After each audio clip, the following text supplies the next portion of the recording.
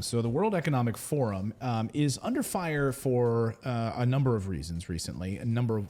Most recently, there was a video that was been taken down off of Twitter that's been making its rounds because one of the heads of the World Economic Forum sort of lays out this idea of the Great Reset, like what this will actually look like, and where he had met with world leaders, and this is now unfolding so that that power will be consolidated in the hands of the few, and those dissenting voices will basically be crushed. That's basically the synopsis of what they actually want to achieve. Well, now, under this World Economic Forum ID, let me just pull up my notes here, just because it disappeared. World governments are basically one step closer to rolling out a digital ID system that will basically allow them to look into every aspect of your life. They released this new proposal, which is called what is it called? The Advancing Digital Agency, the Power of Data Intermediaries. The World Economic Forum, which is the international organization that works to shape global, regional, and industry agendas, is out with their new dystopian proposal. You can read the whole thing online if you want. And basically, it's a far-reaching digital ID system that will collect as much data as possible on individuals and then use this data to determine their level of access to various services around the world. Well, what they're calling it by the word intermediary, what they mean is third-party digital agents is what they call it. So the first half of the report is saying most people don't trust the terms of service and the cookies and all of the things they agree to online. They don't really know what they're doing.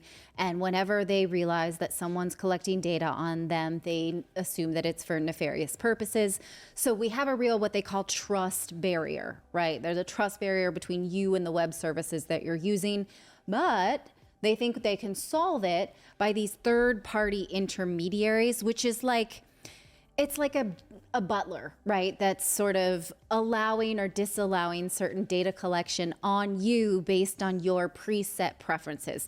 So you tell this third party, allow services to collect information about my location, my search history, but not my medical history and not my, familial interaction, for instance, right?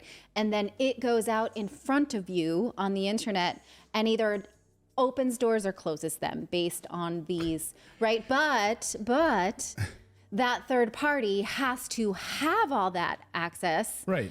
And then in order to act as the gatekeeper, right? So they're saying this trust gap or trust deficit is a barrier to economic growth because countries need this and companies need this in order to grow. So if we don't allow piece by piece our data to be collected, we could have this sort of firewall in front of us based on our pre-existing just think about this for a second, right? So they basically say this data collection suggests that this data collection would allow a digital ID to scoop up data on people's online behavior, their purchase history, their network usage, their credit history, biometrics, names, national identity numbers, medical history. It would guard travel those history. Things.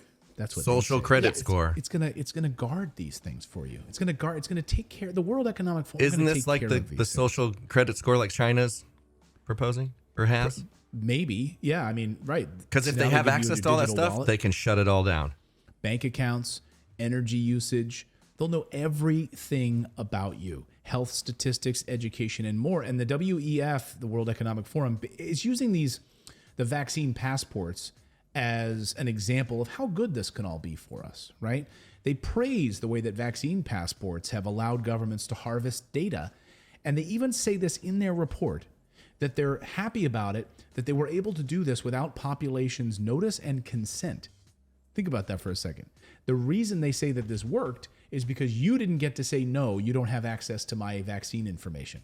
Because the government shared this information, they're saying the reason that this is so good is because you didn't get to say no. And in fact, they even say it right here. At a collective level, vaccine data is an incredible public health asset. The United Kingdom government in particular has acknowledged this and has suggested this anonymization and pseudonymization and data shielding techniques could be harnessed in a controlled environment to allow for the reuse of that highly sensitive data. In such cases, notice and consent is not required per se for the reuse of that data. but the intermediary processes of the data undergoes must be done in a controlled environment so that the findings of the data set are made available rather than the data itself. Okay. Really? Great. So in other words, it's better for us to not have asked for this data. It's better if we just got your data and took it without having to ask you for it. I'm okay with that, really. I mean, think about it. Think about it for a bank loan. They're just trying to bridge the trust gap. That's all. They want you to trust them more by taking more information. That makes sense, right? Pile of crap. I mean, listen to this bank loan thing, right? They even use as an example in this report a bank loan, right? And the authentication process for a bank loan. Basically saying that for globalists and transhumanist agendas such as the Great Reset, it'd be great. Right? We would be absolutely great to make sure that we would decide to be granting you a bank loan based on your profile. So we just scan you with one little scan. This bank will know whether or not they can give you a bank loan. What could go wrong with that? So wait, they'll search your credit and medical history. So if you have diabetes, then then we can't loan to you because you're too risky because you could die. Right. You could die. You have that's incredibly discriminatory, but okay. Exactly. Or we also have access to your library records, and we know that what you like to read. We know the types of anarchist books you like to read. You like to read books about socialist history and social democratic history, but we don't agree with your political views, so we don't. We're not going to use it against you, though. Trust us. We would never use this against you. I mean, really? I mean, maybe we're already heading there anyway, and we're just being naive. I guess that's the other side of this is like, in many respects, we're kind of already there in a lot of the ways. People have access to this data. They're already discriminating against people already without telling us. I mean, maybe now this is like them telling us they're going to discriminate against us here because we looked at your profile. I'm sorry, you're just not getting a bank loan. Perhaps. Because you collected unemployment 3 years ago. Yeah. So you collected unemployment 3 years ago. We can see that here in the database. That means that you are less likely to then pay your loan back. So even though you have a job now, what's to stop you from losing your job again? Right. And we're going to make sure it's all part of this database.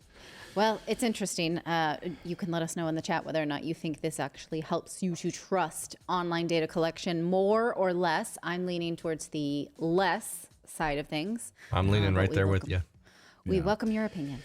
If you like this content, be sure to subscribe to the channel. Also, we have a membership program. For the price of a cup of coffee once a month, you can support independent journalism just by going to morninginvest.com/join. You get access to exclusive videos, plus the ability to join and chat with us live. We really appreciate your subscription, and you are supporting independent journalism.